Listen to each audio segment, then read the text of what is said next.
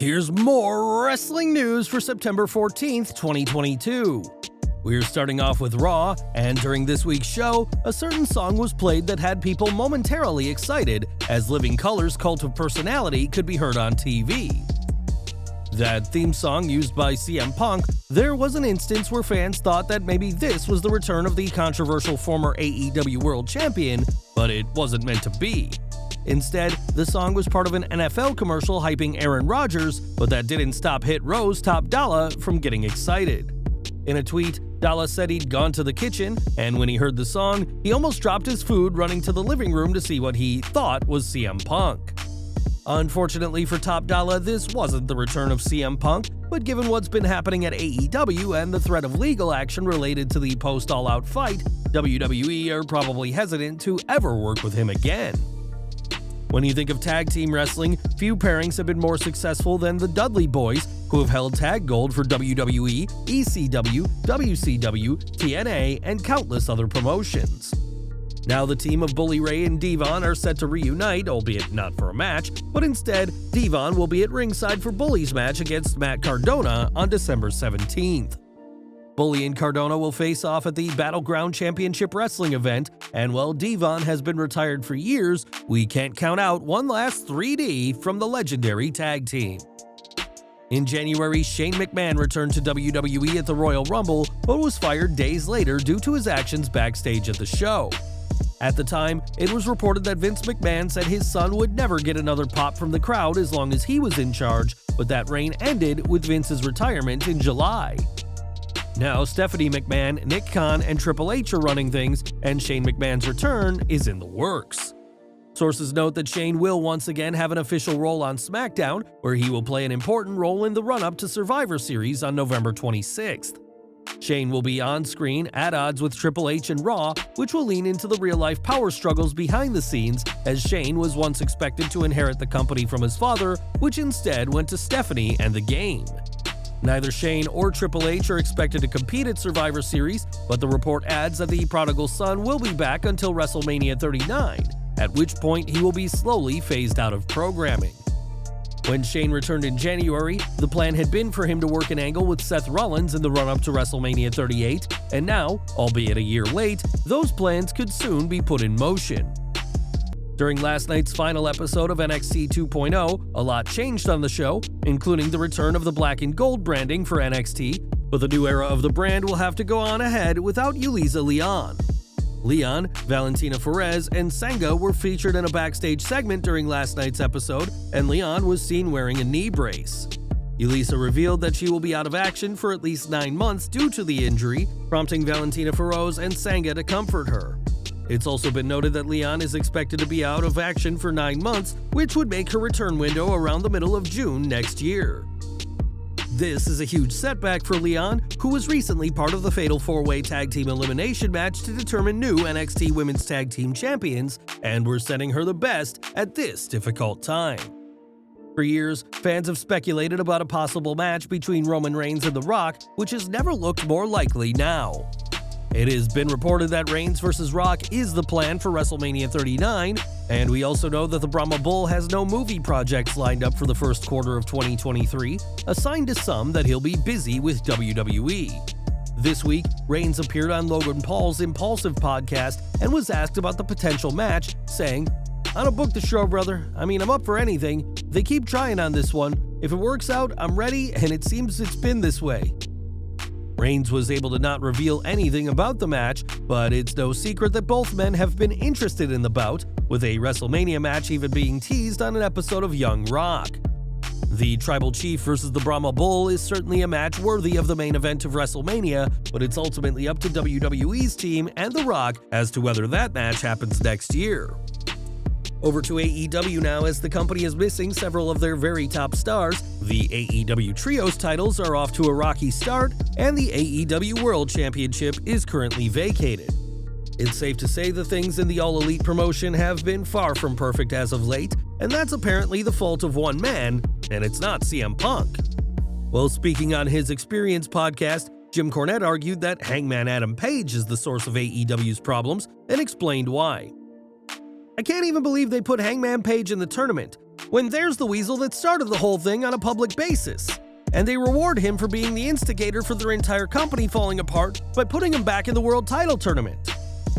Cornette's argument is that Page had a line many months ago that CM Punk didn't appreciate, and that it was this line that caused Punk to go off script recently during an episode of Dynamite. Even if that is the case, it hardly excuses Punk going off on a rant about the Elite during the All Out Media Scrum, or his comments about Colt Cabana, or the subsequent fight afterwards.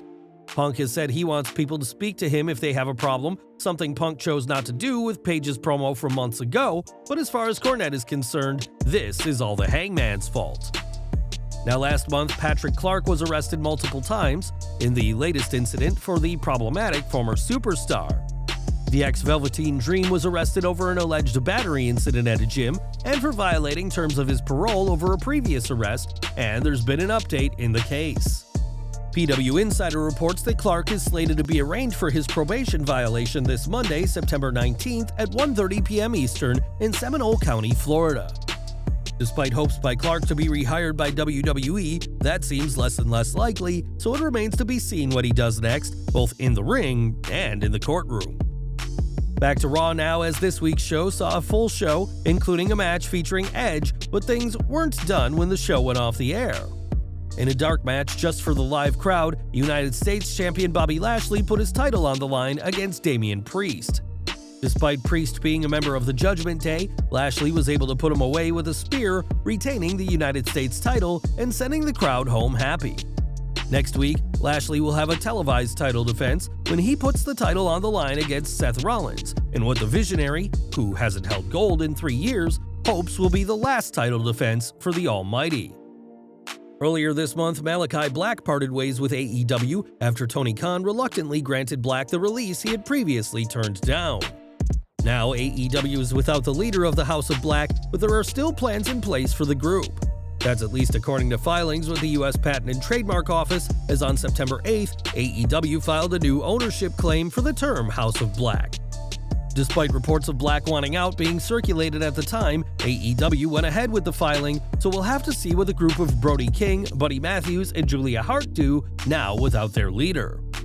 Over the past few weeks, a lot has been said about AEW's roster, with Malachi Black being granted his release from the company. AEW's roster is also missing several stars because of the various suspensions, but one name who's not leaving is Sammy Guevara. On his YouTube channel, Guevara descended into a rant about not getting the recognition he deserves in AEW, adding, "I've been here since day one and I don't get the respect I deserve. Not from anybody back there in the back. Not anyone in the locker room. Nowhere. Not from these fans, these ungrateful fans, so let's screw it. I don't need anyone. I only need myself. This Wednesday, Tournament of Champions, when I beat Moxley and I win this whole Tournament of Champions, everything is going to change for me. I should have got everything I deserve. I'm not here because I got fired from somewhere else. I'm here because I want to be. I'm not asking for my release. I want to be here." Guevara will face Jon Moxley this week, with the winner advancing to the AEW World Championship Finals, and no matter the result, Guevara plans on being with AEW for a long time to come. One name we know won't be at the next AEW World Champion is Kenny Omega, who is out serving his suspension after All Out. It's been noted that Omega's involvement in the fight was minimal, as he went in to protect CM Punk's dog Larry, and the former world champion is having some fun outside the ring. On Tuesday morning, the official Sega Twitter account shared photos from their Japan officers showing the cleaner hanging out with Sonic the Hedgehog, Tails, and the skaters from Jet Set Radio. Prior to his suspension, Omega had been announced for the Tokyo Games show and was set to demonstrate the AEW Fight Forever game, which fans are hopeful will be released this year. It appears that Omega's suspension hasn't cost him the chance to appear at the Games show, and the AEW EVP is certainly being kept busy despite all his newly acquired free time. And we're ending today with Wardlow, the reigning AEW TNT champion, who demolished MJF at Double or Nothing in May. Unfortunately for Wardlow, his involvement in the match was an afterthought due to reports of MJF threatening to no-show the event and the scathing worked shoot that came the following Dynamite. On last week's Dynamite, Wardlow had an intense promo of his own, making it clear that he's tired of being overshadowed and promised to make his mark on the business, and spoke about his plans further in an interview with the Daily Gazette. Absolutely. There's some changes. I'm just entering a new era in my life. I'm evolving. Things are changing. I've just become a hungrier, more intense version of myself, and I'm ready to display that, and I'm ready to let the rest of the world feel that. It's powerful, man. As a fan my whole entire life of pro wrestling, I know what it meant for me anytime I got to feel like a part of the show. That's what it's really all about, making the crowd involved and making them feel close to what I get to feel. Making them a part of that is what it's really about. Wardlow has been with AEW for 3 years, and despite splitting with MJF, is still somewhat in the shadow of his former employer, but the TNT champion is looking to change that from here on. Well guys, that's our news for today. Please share your comments below.